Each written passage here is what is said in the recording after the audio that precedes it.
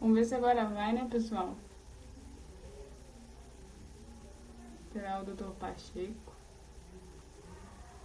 que a outra não deu certo.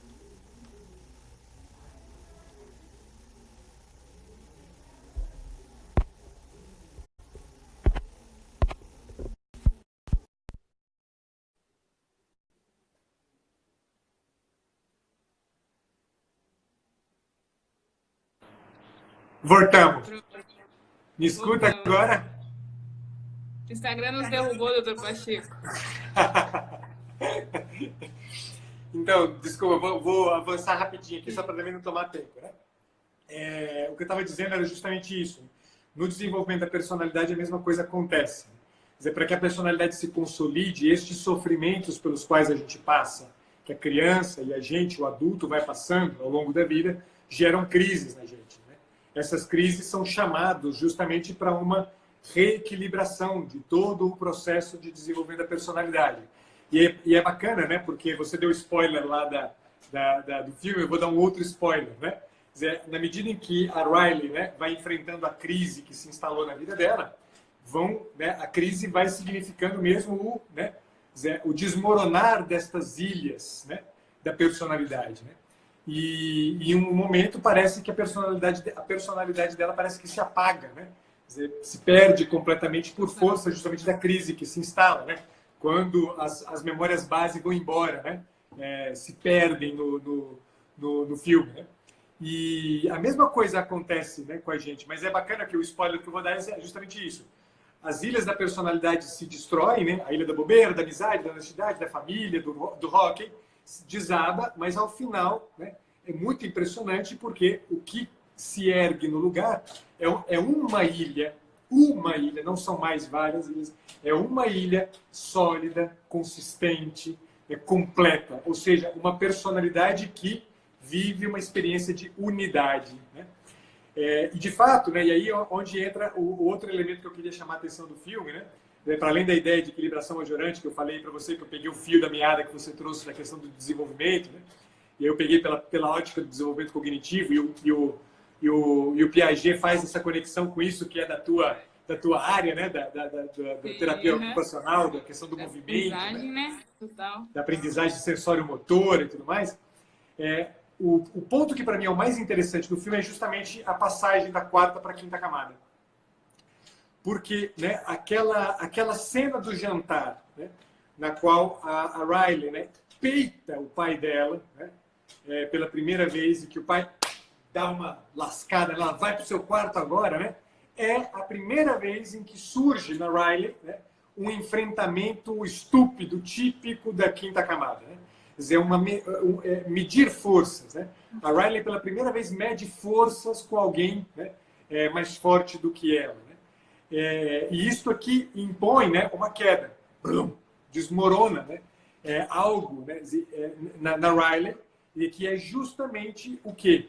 A experiência, né, do medir força traz à tona, né, um elemento muito importante de sofrimento no desenvolvimento da personalidade, que é o elemento da força. Né? Eu preciso ser forte. Né? E ser forte tem alguns pressupostos muito importantes. Porque ser forte não é vencer sempre. Ser forte é cair e se levantar, sobretudo. Né? A Riley peita, perde, né? Mas continua medindo forças, porque ela vai para o quarto e não quer conversar com o pai, né? E desmorona, né, toda a estabilidade afetiva que parecia ser um porto seguro para Riley, né, desmorona porque ela perde, né, a referência de estabilidade nos pais, né, e pela primeira vez ela se vê, né, diante da questão fundamental justamente da minha força. Eu preciso ter força. Né? E é ali onde começa, né, a maquinação, né, a ideia, né, que a raiva, lembra que vocês, a raiva quem seleciona uma ideia, que é uma lâmpada, né, e instala na personalidade da Riley. Né? E a ideia qual que é? Né? Voltar para Minnesota. Né? E voltar para Minnesota não é mero e simplesmente, né, fazer uma birra. Né? Voltar para Minnesota é medir forças. É ver se ela é capaz, é ver se eu sou forte. Eu quero ver se eu dou conta. Né? Eu quero ver eu quero mostrar o quanto eu consigo enfrentar o meu pai e minha mãe, e eu quero mostrar o quanto eu consigo recuperar aquilo que eu perdi, né? Então, desequilibra todo o edifício da personalidade da Riley, e a tendência ao equilíbrio grita, chamando-a o tempo inteiro para trazer à tona este elemento de força totalmente novo no filme. Impressionante, porque entra em cena de uma forma muito evidente, né? Um troço totalmente novo, né? E é bonito ver, né, que ela nesse jogo de medir forças, ela perde, ela aparentemente ganha, e quando ela perde, ela entende que ela precisa se levantar. E aí, aos poucos, vai acontecendo de novo a consolidação da personalidade dela. Porque a grande força, né, a grande... eu usei força aqui pensando no Eric Emerson, né?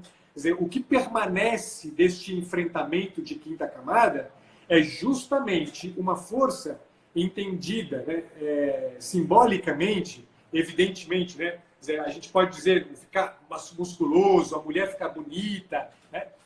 A inteligência estúpida do adolescente que quer, né?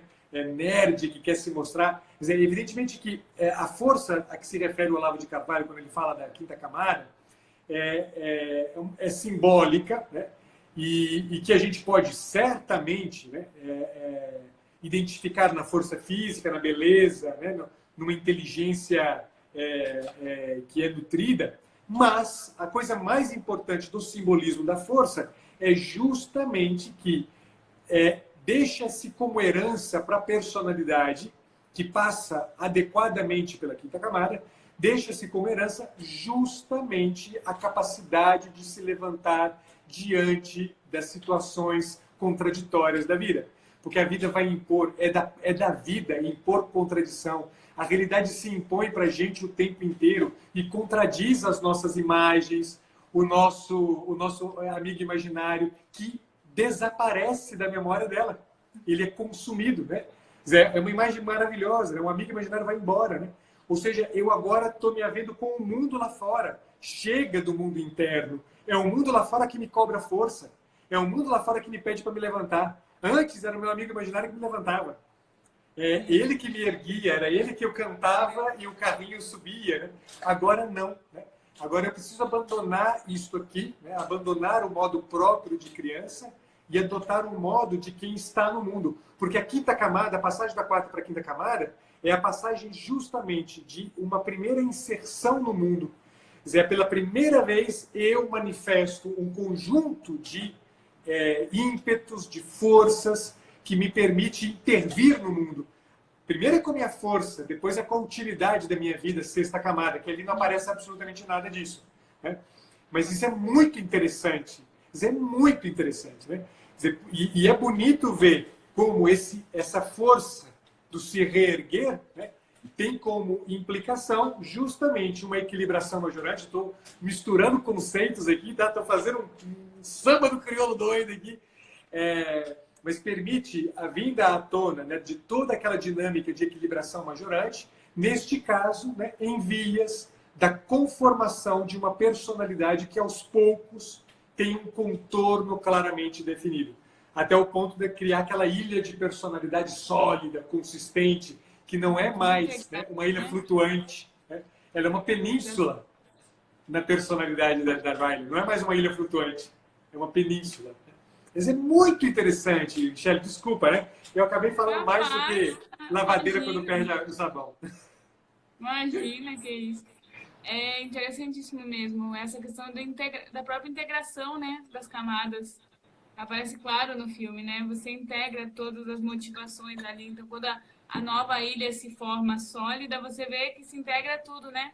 As outras ilhas, mas de uma forma madura, de uma forma consistente, sólida.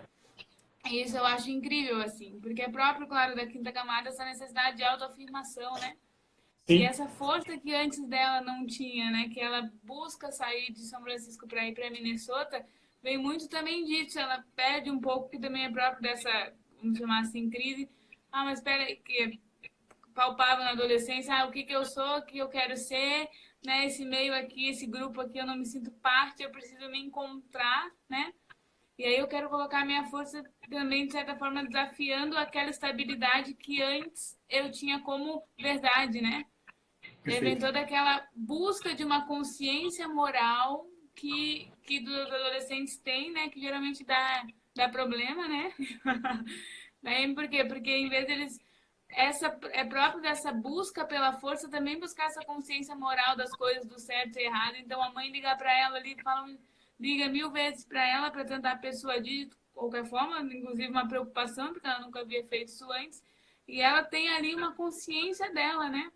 Superficial, claro, porque é extremamente matura, mas essa consciência moral que é perigosa, né, entre os adolescentes faz com que ela continue essa ideia, né, essa brilhante ideia de voltar para Minnesota. Eu acho isso incrível assim no filme, assim, porque ele tem começo, meio, fim, consegue identificar tudo isso, consegue tirar muita coisa e é o quanto isso é palpável, assim, você vê a própria vontade, né, vai se educando e se amadurecendo, né, a gente vê isso que o interesse muda, claro, isso é próprio de qualquer processo de amadurecimento humano, a gente vai mudando o nosso interesse, mas aí ela vai educando a vontade dela, né, então, Sim, depois quando ela supera e integra tudo, ela vê, tá, mas tudo que eu chamava de que eram ilhas da minha personalidade são só parte de um todo, não são o todo inteiro, né?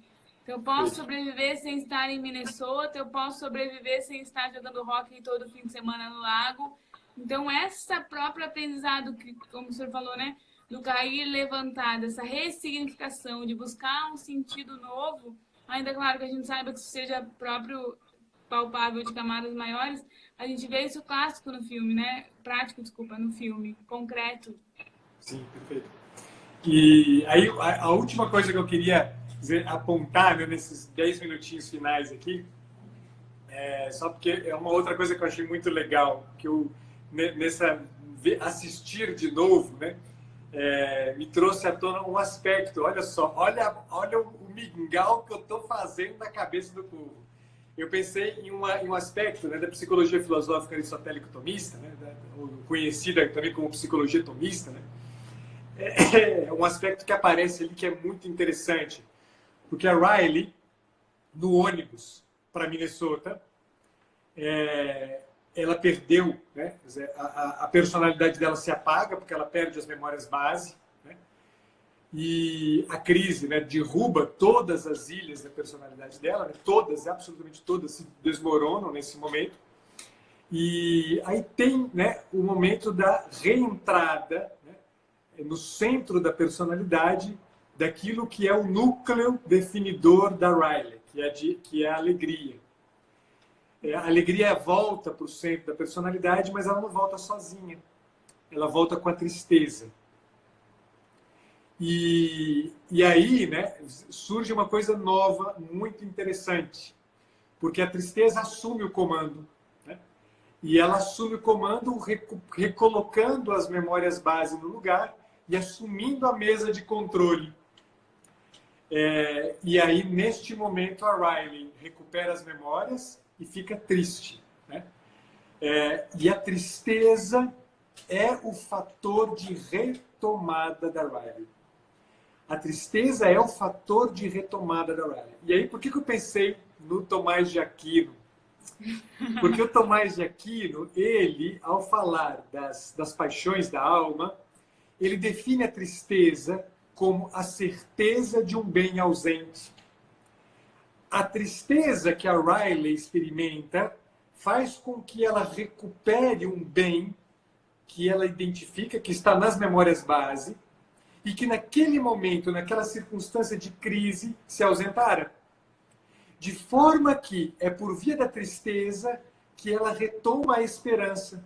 É por via da tristeza que ela retoma um laço a partir do qual, como você apontou logo no início da nossa conversa, a partir do qual ela pode reconstruir, né, a personalidade dela agora, não mais como um enfrentamento estúpido de quinta camada, né, porque muito certamente, se houvesse uma continuidade divertidamente, muito certamente esta, né, e na verdade até para falar muita verdade há, e é um detalhe muito interessante até que eu me lembrei aqui agora. Quer dizer, quando ela volta para casa, é a família, ela reencontra a família, que é o núcleo que confere solidez para essa personalidade. E aí, na sequência final do filme, mostra ela indo jogar hóquei. E ela descobrindo, né? Quer dizer, não só a capacidade dela, a utilidade dela no que diz respeito, né, a este emprego de uma força que não é mais uma força estúpida, é uma força dirigida para a competição, é uma força dirigida, portanto, para a utilidade do meu time. Os pais estão torcendo, eles estão pintados com a cor do time, né? E isso aqui tem como impacto, olha que coisa legal, porque a utilidade abre as portas para o amor. Olha que coisa. Quer dizer, é uma cenazinha finalzinha ali, né? Quando ela se depara com aquele menino, né? E aquela troca de olhares e tudo que significa, né? Aquilo, e tudo que a gente já pode imaginar que pode significar aquela troca de olhares, porque o amor, quer dizer, ele só é possível, de fato, primeiro, porque eu consigo identificar com clareza o contorno dos meus afetos. Segundo, que eu consigo me reerguer no meio das circunstâncias difíceis que a vida vai me impor. Porque sem capacidade de erguimento, de soerguimento, né, de reerguimento, desculpa, a gente não consegue amar. A gente vai ficar sempre preso no mal-estar que nos causa, né, os puxões de tapete que a vida nos impõe. Mas, sobretudo, sem uma clareza da utilidade da própria vida, de um para-quê da própria vida, é impossível amor. Porque o amor, né, pressupõe um para-quê entendido como o quê, Michele? Como justamente uma abertura ao outro. O para-quê e a utilidade da minha vida é a disponibilidade para o outro. A utilidade não se encerra no recebimento de dinheiro. A utilidade não se encerra na vitória do meu time. A utilidade, ela se encerra, de fato, numa abertura para o outro. A minha vida é útil quando ela... Diz o Viktor Frankl, olha, eu incluí mais um cara aqui, né? E a minha vida é útil quando eu, finalmente, consigo aderir a uma obra, a uma pessoa ou a Deus, né? Me empregar, né, me dedicar a uma obra, a uma pessoa ou a Deus. Ou seja, me abrir, né? Entender que a minha vida tem uma utilidade para alguma coisa que eu faça, para alguém que eu ame ou para uma experiência transcendental, né? Que aí é o final de todo o desenvolvimento da personalidade, segundo a teoria das 12 camadas. Mas essa era uma ideia que me veio, que eu falei assim, porra, isso aqui eu tenho que falar também, e foram as 3 grandes intuições, eu consegui enfrentá-las todas aqui com você. E foi que umas angu que eu 4 fiz linhas aqui, da psicologia, né? Eu espero que só tenha psicólogo aí, porque se tiver alguém além dessa área, deve ter bugado o cérebro. Gente, os que estão ouvindo aí, eu peço 1000 desculpas, mas era um exercício, era uma brincadeira, não, como um exercício claro, aqui ficou muito claro, que isso, ficou muito claro, né? Fomos da psicanálise para a psicologia cognitiva, passamos pela psicologia tomista, terminamos na logoterapia, estamos bem, né? E falamos de teoria das 12 camadas. E ainda mais a teoria das 12 camadas, né? Mas então tá, né? Com esse final eu não tenho nada que dizer, a máquina tá perfeito, sem palavras, só tenho a agradecer mesmo. Eu fico muito feliz, Michele. Eu digo que eu já falei isso tantas vezes, para as vezes que eu encontro vocês aqui. Uma das coisas bonitas para mim nessa vida nesse espaço que se abriu de vida aqui no Instagram, foi a chance grande de encontrar gente, né? Por via do Melk e da Isadora, eu acabei conhecendo você. Por via do Melk e da Isa, eu acabei conhecendo o Neemias, né? E olha só, né? O mundo como vai ficando, né? A gente, inevitavelmente, aqueles 2 queridíssimos, Melk e Isadora, que são pessoas que eu tenho no coração muito, assim, me trouxeram para o coração também, para perto do coração, pessoas tão boas quanto você, Neemias, que hoje já fazem parte, certamente, aqui de alguém a quem eu posso dizer com toda convicção que são grandes amigos. Ainda que a gente nunca tenha se visto pessoalmente. É verdade, né? A gente tem que resolver isso aí, né? Nós vamos resolver. Né? Vamos resolver isso aí logo. Obrigada, querida. Obrigado, viu, recíproco, viu? É tudo muito recíproco. A gente tem um carinho enorme também pela sua presença na nossa vida, na nossa família. Muito obrigada. Obrigada a você. Também, claro, né, coitada? A gente fala você, mas a gente fala também da sua família, né? Não, pode deixar que eu passo para todo mundo. Querido. Dá Obrigada, um viu? abraço grande meu no Neemias. Dou, com certeza. Tá bom? Um abraço, querido. Fica com Deus, Michele. Tchau. Beijo.